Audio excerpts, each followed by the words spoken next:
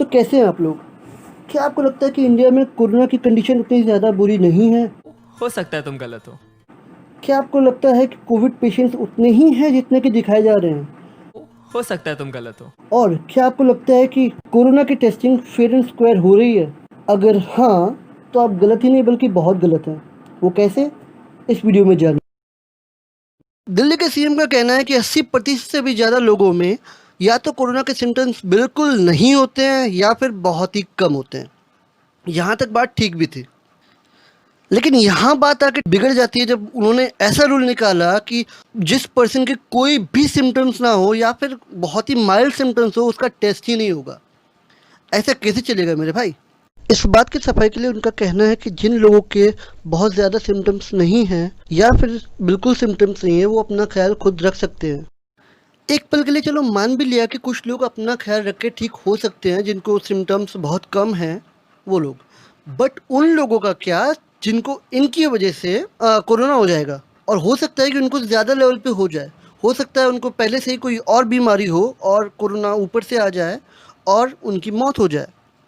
और क्योंकि इन लोगों को पता भी नहीं है कि इनको कोरोना है, क्योंकि टेस्टिंग नहीं हुई है, तो ये लोग स्प्रेड करते रहेंगे आराम से, और हम इनको गलत ठहरा भी नहीं सकते इस मामले के लिए। तो अब बात करते हैं इंडिया की हाई रिकवरी रेट्स के बारे में। तो दोस्तों, आप लोगों ने नोटिस किया होगा कि आजकल इंडिया में कुछ ज़्यादा ही रिकवरी रेट हाई हो गया है, जबकि पहले ऐसा नहीं था। ऐसा क्यों, ये अब बताते हैं। इंडिया में पहले डिस्चार्जिंग पॉलिसीज कुछ इस तरह की थी कि एक पेशेंट को 2 कंसेक्यूटिव टेस्ट में नेगेटिव आना होता था, तभी उसको डिस्चार्ज किया जा सकता था।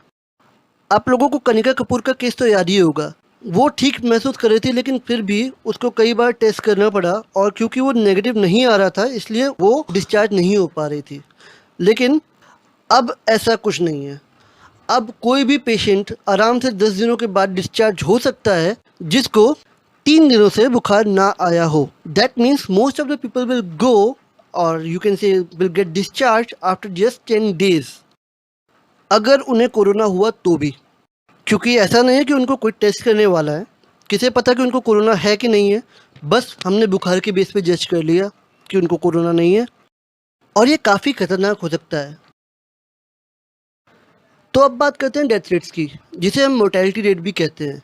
इंडिया में ऐसा दावा किया जाता है कि मोर्टेलिटी रेट बहुत ज़्यादा कम है, यानी कि कोरोना से बहुत ही कम लोग मर रहे हैं। लेकिन ऐसा सच भी नहीं है बिल्कुल भी, क्योंकि ऐसा जानबूझकर दिखाया जा रहा है जिससे कि लोगों में एक झूठी सिक्योरिटी की भावना पैदा हो कि नहीं, कोरोना से हमें बिल्कुल खतरा नहीं है। ऐसा इसलिए है क्योंकि WHO की गाइडलाइंस के मुताबिक कोई मरने के बाद भी पहुंचता है हॉस्पिटल्स में, तो भी उनका कोरोना टेस्ट किया जाना चाहिए। लेकिन यहाँ पर ऐसा कुछ नहीं हो रहा है। सरकार ने साफ मना कर दिया है कि कोई अगर मरने के बाद हॉस्पिटल में पहुंचता है तो उसका कोरोना टेस्ट नहीं होगा, जिससे कि मोर्टेलिटी रेट को कम दिखाने में हेल्प होगी, और इससे काफ़ी ज़्यादा मौतें छुप जाती हैं, जिससे मोर्टेलिटी रेट अच्छा दिखता है। और तो और ये टोटल कोरोना के मरीजों पे भी इफेक्ट डालता है, क्योंकि जो मर गए उनका टेस्ट नहीं हुआ तो वो टोटल में भी काउंट नहीं हुआ ना। तो दोस्तों, अंत में बस इतना ही कहना चाहूँगा कि हो सकता है कि सरकार ऐसा इसलिए कर रही हो ताकि हमें एक सेंस ऑफ सिक्योरिटी मिले कि हाँ, कोरोना से हमें उतना डरने की ज़रूरत नहीं है, और इंडिया में उतने ज़्यादा केसेस नहीं है, जबकि जो हैं, जो दिखाए जा रहे हैं वो भी बहुत ज़्यादा हैं। बट फिर भी मैं कहता हूँ कि एक फेक सेंस ऑफ सिक्योरिटी का क्या काम, जो सच है वो दिखा दिया जाए तो अच्छा है। तो दोस्तों, आपको हमारा वीडियो कैसा लगा ये हमारे कमेंट में ज़रूर बताइएगा, और हमारे चैनल को सब्सक्राइब कीजिएगा, और इस वीडियो को लाइक करना और शेयर करना मत भूलिएगा अपने दोस्तों के साथ।